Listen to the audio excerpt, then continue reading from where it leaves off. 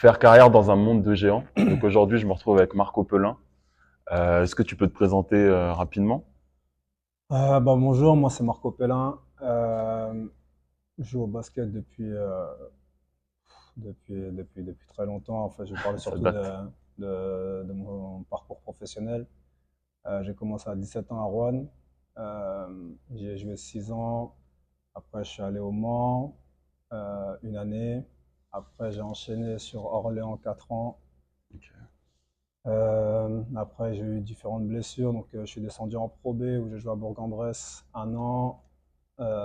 Une année à Boulazac et une année sans jouer. Et après, je suis descendu sur les niveaux national de National 1. Ok.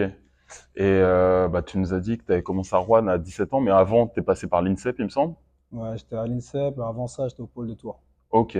Et du coup, d'où vient ta passion pour le basket? Oula, la passion pour le basket, elle vient de mes frères. Ok. Mes frères et sœurs qui. Moi, j'étais footballeur.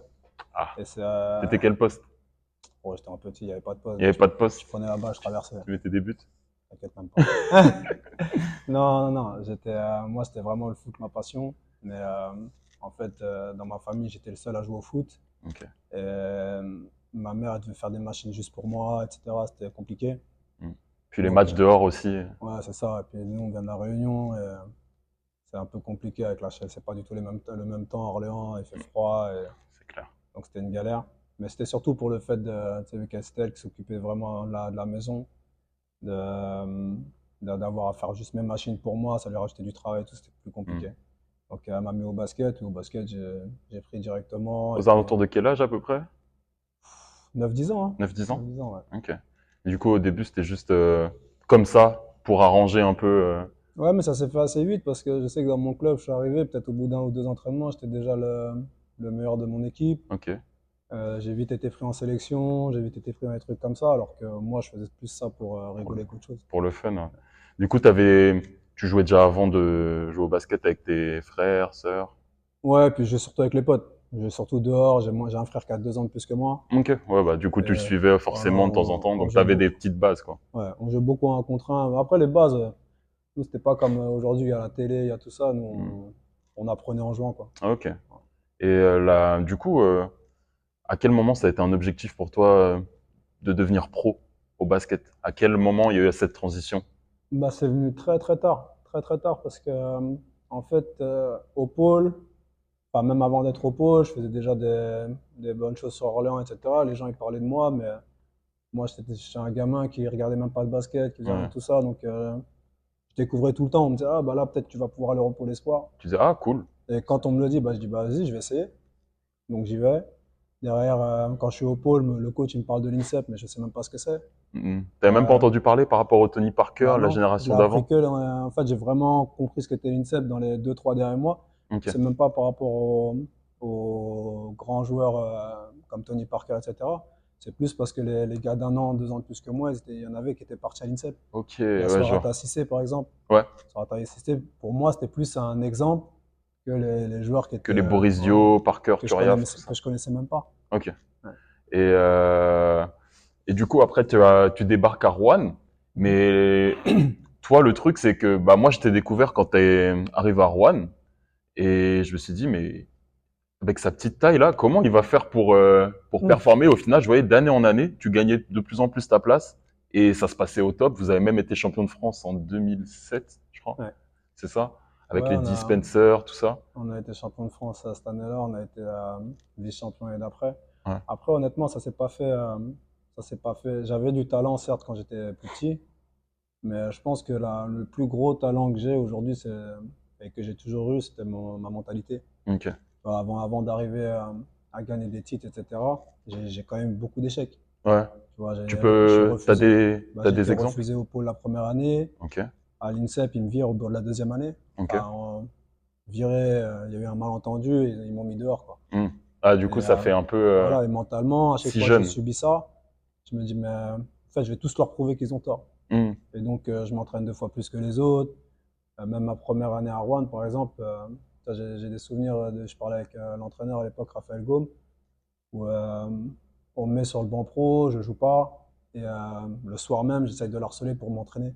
Et il me répond pas parce qu'il sait très bien pourquoi j'appelle. Ah, t'avais cette mentalité en toi. Ouais, et puis Ça a c'est créé une mentalité en toi qui a fait que t'étais un acharné du travail ouais, c'est ça. pour prouver. Et, euh, et c'est pas une mentalité qui a tenu une semaine et qui s'efface derrière. C'est une mentalité que j'ai eue après sur toute la suite, en fait. Pour faire une carrière, de toute façon, je pense Ça, que t'avais besoin de ça. c'est ça. Euh, et du coup, est-ce que tu penses que ta taille comment dire,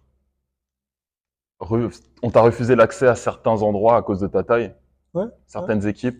Tu sais, là, j'ai passé le diplôme derrière moi et ce que je disais, c'était que moi, en fait, je n'avais pas le choix que de me rendre indispensable pour un groupe. Ok. Tu vois, si aujourd'hui, tu prends un mec d'un mètre 70 et un mec d'un mètre 90 qui sont à peu près pareils dans le jeu, bah, tu vas prendre le mec d'un mètre 90 parce Donc qu'au final, il est plus complet, il peut défendre plus de postes, tout ça. faut forcément que tu aies une plus-value, Voilà. quoi. Faut vraiment que, comme je t'ai dit, je me rende indispensable. Ok. Et c'est la mentalité que j'ai toujours eue, en fait. C'est quoi les avantages, du coup, vis-à-vis de ta taille sur le Alors, en terrain? fait, moi, je dois développer beaucoup plus de rapidité. Tu vois, tout ce qui est vraiment au ras du sol, être plus explosif que les autres, plus rapide sur des petites distances que les autres. Tu dois développer un Hmm. shoot qui est dans C'est des primordial, circonstances, du coup. voilà, dans des circonstances plus difficiles que les autres. Hmm. Parce que là où normalement les gars quand ils sautent, ils ne sont pas contestés, là toi tu as toujours une main que tu vas avoir dans. Ça se joue à Voilà, 20-30 centimètres à c'est chaque ça. fois. Hmm. Et en gros, en fait, tu dois faire de. Allez, je vais pas dire handicap, parce que c'est pas un handicap non plus, mais tu dois faire de ton défaut une force en fait. Hmm. Tu vois, quand j'arrête pas, moi, maintenant j'entraîne, donc ce que je dis aux gamins, c'est que t'es petit, sois le plus petit possible. Hmm. Sois le plus petit possible, sois plus rapide que les autres. Faut que tu vois tout avant les autres. Faut que dans tes 1 contre 1, tu sois plus dur que les autres. Faut qu'en gros, ta petite taille, tu en fasses une vraie qualité. Ouais. Voilà. Mais c'est ce que j'ai vu, du coup, dans ton passage, parce que tu as quand même foulé les parquets en Euroleague, en Mhm, Eurocup. mhm. Et, euh, et je me suis dit, je me suis toujours posé cette question, est-ce qu'un Marco de 2 mètres, il aurait été vraiment plus fort? Parce qu'au final, tu n'aurais pas eu les mêmes qualités athlétiques que tu avais là. Ouais, et puis j'aurais peut-être pas subi les mêmes choses, j'aurais pas eu la même mentalité. Pas Donc la même rage. pour te dire, même moi, je pense que j'ai même pas la réponse.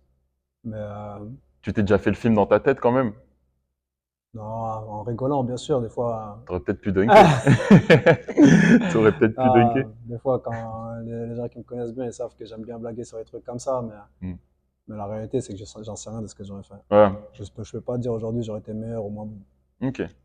Et dans ta carrière, tu as croisé d'autres joueurs de petite taille, il me semble, Ouais, en Pro A. ouais. Si tu devais faire un top 3-4 des joueurs de ta taille, à peu près.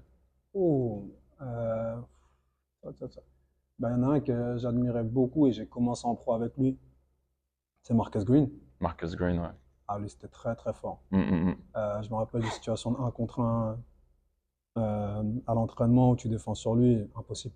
Tu t'es Tu peux inspiré un pas lui peu de donner lui, une du coup? orientation.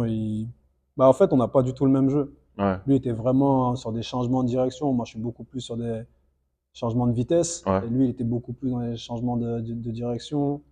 Il avait un shoot vraiment à l'entraînement. Je savais que si je tendais pas mon bras à fond sur le dernier shoot, c'est dans ma gueule. Ok, Tu ouais, vois, je vois. j'étais obligé de tout faire à 100% si tu veux le stopper, en fait. Mm. Euh, bon, il y a lui. Bon, il y en a un contre qui j'ai joué, c'est Linéane. Où Gros lui, défenseur. voilà, où lui me ressemblait plus dans le jeu et j'étais comparé à lui pendant mes premières années. Ouais, c'est vrai que Et, euh, c'était un peu comme toi, harceleur défensif. ouais, mais lui avait l'expérience en plus. Lui avait Ouais. l'expérience en plus, c'était plus physique que moi. C'est un joueur, tu t'inspirais un peu de lui? Bah, en fait, comme je dis, je regardais pas les matchs. Ouais. Donc, on me C'est juste parlait tu de Lénéane, on découvrais me le parlait de gars. Lénéane, et j'ai joué contre lui. Ok. Et quand j'ai contre lui, j'ai compris. Et la première action, je suis face à lui, moi je suis encore espoir. J'essaie de monter là-bas au-dessus de la tête et je vois, j'ai plus le ballon dans les mains. Ah Donc non, tu lui, vois, moi, ça m'impressionnait. Quand j'étais petit, j'ai grandi au Mans, j'allais tout le temps au match du MSB et ça me choquait. À chaque fois qu'il venait, c'était un peu, enfin, il y avait au moins une ou deux fois où le meneur, il pouvait pas monter là-bas. bah, tu vois, moi c'était tout le temps. Après, j'ai eu plein de confrontations face à lui. Hmm. Et limite, j'acceptais que dans les 2, 3 premières minutes, il va me prendre un ballon. Parce Ouais, que je sais qu'il regarde aussi les vidéos, il sait comment tu vas bouger. Et donc, en fait, tu es obligé de jouer un basket différent ok. pour monter le ballon. Et une fois que tu le passes, c'est très dur de s'arrêter et de le contrôler parce que, comme je te dis, il était plus physique que moi. Hmm. Donc, physiquement, si j'étais à l'arrêt en train d'attendre que les gars se démarquent, ça me foutait dans la merde. Donc des Ok, fois, je prenais la décision, je pars au cerf tout et je vais droit. faire les bons choix. Ouais, je vois Voilà. ce que tu veux dire. Il y en a d'autres ou pas? Shwenta Rogers, t'as Ouais, connu ou j'allais te pas? parler de lui parce que en fait, c'est avec lui qu'on m'a tout le temps, c'est lui dont on me parlait tout le temps. Hmm. Tu vois, lui, il était au Mans à ce période-là. Et c'est pour ça qu'après, moi, dans ma. Moi, ça m'a pas choqué du coup quand t'as signé au Mans, parce que j'ai grandi avec Shwenta Rogers au Mans. Après, il Ok. était un peu parti, il est revenu, mais Bah c'est pour ça que ça m'a moi, pas choqué. moi, quand j'étais au pôle, l'entraîneur, il me parlait beaucoup de Shanta Rogers. Même, je me rappelle, il avait fait un article et il disait qu'il n'était pas sûr que Shanta Rogers soit meilleur que moi au même âge. Ok, Et tu vois, il y avait plein de comparaisons comme ça. Et moi, je l'avais vu jouer. c'était un sacré joueur. Très bon joueur. Après, moi, je l'ai vu un peu plus quand il était. Sur la J'ai eu fin. la chance de le voir quand j'étais au pôle. On était parti voir un match au Mans. Hmm. Mais après ça, je l'avais pas vu pendant je ne sais combien de temps et j'ai joué contre lui derrière. Mais Ouais. il avait pris de l'âge C'était à fin et de carrière. pourtant, il était capable de faire des trucs. Tu voyais Ouais. que bah, il avait les mêmes qualités que Marcus en fait. Ouais. Sauf que Marcus, il était jeune et lui était sur la fin. Et voilà, pour la petite anecdote, il a essayé de me poster aussi lui. Ah ouais? Sérieux? En match? Ah, il a essayé de me poster. Et, tu vois, la première fois, il Faut s'est que je mis en. cherche la vidéo Parce là. qu'il est plus petit que moi encore. Ouais. Donc il se met devant moi et tu sais, je me dis, mais à quoi il joue? Et le pire, c'est qu'il me, tu sais, il me fait un petit reverse, il marque le panier. Il a dû parler. Ah, même pas, mais tu sais, même Ouais. moi, en fait, je l'ai même pas appris personnellement parce que vu qu'il s'est mis en position, il a joué le poste, je me dis, mais c'est une blague. Et il a marqué le panier. Non, il m'a fait un fade away, je crois. Fade away? Et l'action d'après, il est venu et il a fait la même action. Il m'a fait une feinte et j'ai sauté. Hmm. Et derrière, heureusement, j'avais Pape qui m'a aidé. Il loupe son shoot. La troisième action, je l'ai contesté, je l'ai envoyé en tout. J'ai dit, t'es fou, Euh, quoi. Tu vas pas me faire ça à moi toute la soirée. Et, C'était votre petite guerre sur le terrain. ouais, mais c'était marrant en fait, c'était juste de voir qu'il était parti dans la situation Hmm. de post-up et je m'y attendais pas du tout. Je me dis, mais c'est Euh, une blague. Et c'était à l'époque où je jouais arrière tout le monde. et du coup, là, maintenant que ta carrière est derrière toi, Mhm. est-ce que tu es fier de ta carrière? Parce qu'au final, nous, quand on entend ton nom, on se dit Marco Pelin, c'est un gars qui a vraiment réussi malgré sa taille. C'est un sport de géant, le Mhm. basket. Et on se dit, waouh, quand même quelle carrière, mais toi, ton ressenti par rapport à ta carrière. Bah, moi, on me pose souvent la question, tu sais, pourquoi t'es pas parti jouer en Europe, pourquoi t'as pas fait ci, pourquoi t'as pas fait ça alors que tu as dominé si tôt. C'est vrai, aussi. Et la réalité, c'est que en fait, je suis juste là où je dois être. Hmm. Tu vois, T'as qui juste sait, suivi. ça se trouve, ouais, mais puis tu sais, j'ai eu des blessures en fait. J'ai eu beaucoup de blessures. Mais qui me dit que j'aurais pris autant de plaisir dans le basket si j'avais pas eu ces blessures-là? Hmm. Qui dit que j'aurais fait ces rencontres-là? Tu vois, il y a plein de choses qui vont autre que le basket. Ma carrière, j'en suis très fier. Mais bon, ouais, j'en parle pas tout le temps. Tu Ouais. vois, Ah, je c'est suis vrai que bah, pas, j'en parle jamais même. ça fait quelques temps qu'on se connaît et c'est vrai que tu vois, t'en parles jamais. C'est pour ça, là, je découvre plein de choses vis-à-vis de ça. Non, et c'est surtout quand les gens veulent m'en parler ou quoi, ouais, je vais accepter de dire un truc, mais je vais jamais me mettre trop en avant par rapport à ça. Hmm. Et quand on me pose ce genre de questions, moi, je suis simplement là où je dois être. Ok. Tu vois, ça, si j'aurais fait des trucs mieux et tout, j'aurais été fier aussi, mais c'est pas ce qui détermine qui je suis en fait. Ok. Ok, je comprends. Et pour finir, est-ce que tu peux donner des conseils à des jeunes? Parce que je sais qu'il y a pas mal de jeunes qui sont souvent bloqués par des centres de formation parce que ils font pas 1,90 m. Parce Mhm. que dans le basket moderne, quand même, c'est primordial maintenant la taille. Est-ce que tu as des conseils ou un petit mot pour ces jeunes-là pour que... Pas forcément que pour ces jeunes-là, mais surtout pour les jeunes en général, c'est déjà vivre le moment présent, pas arrêter de se projeter tout le temps. Tu sais, il y en a, ils sont aujourd'hui en U15, prennent pas assez de plaisir, selon toi? ils prennent pas assez de plaisir parce qu'ils pensent déjà à l'année d'après, Hmm. vis déjà le moment présent. Commence pas à cogiter, à vouloir faire 10 000 trucs. Vis déjà le moment présent, prends du plaisir dans ce que tu fais. Hmm. Ça, déjà, c'est le plus important. La deuxième chose, c'est peu importe le parcours, tu peux arriver où tu veux être à la fin.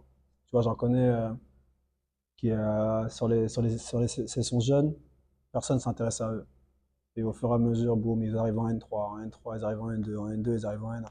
Et c'est toujours dans la mentalité, je progresse, je vis le moment présent, je travaille, c'est pour Hmm. moi que je fais ça.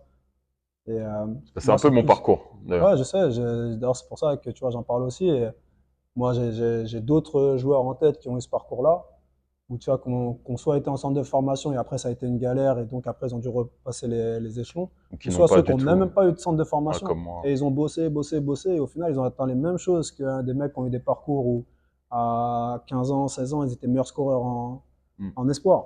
Ouais, c'est Ça vrai. veut rien dire, C'est vrai mais que c'est la détermination, c'est comment tu travailles au quotidien et tu te- ne pas se bourrer la tête avec des films tout le temps, tout le temps, tout le temps. Non, vis ton quotidien, vis-le à fond. C'est en prenant du plaisir, de toute façon, C'est ça, qu'on atteint des objectifs. c'est ça. Bah, écoute, bah, merci beaucoup, Marco. Mm. N'hésitez pas à vous abonner sur tous les réseaux. Je mets ça juste en bas et puis à la prochaine. À la prochaine.